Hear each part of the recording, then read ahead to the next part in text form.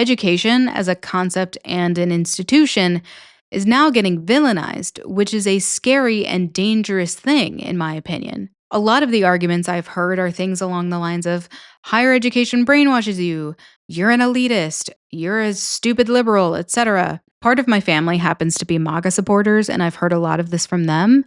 I was the first person in that part of my family to get a 4 year degree, let alone a master's degree, yet I was somehow the bad guy. Anyway, what I'm trying to get at is that when you go through public school, private school, trade school, college, etc., you are surrounded by people during that time.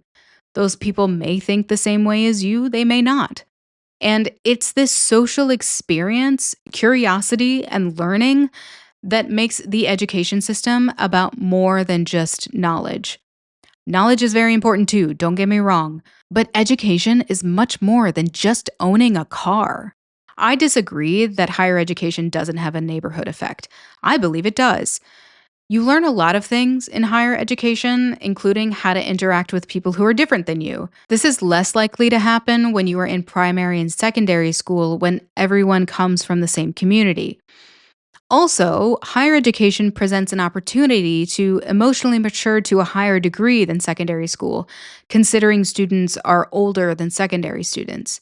And you are learning how to interact with the rest of the world, not just your family and friends, by doing things like paying bills, paying rent, working, etc. Also, this reasoning reduces getting an education down to dollars and dollars only.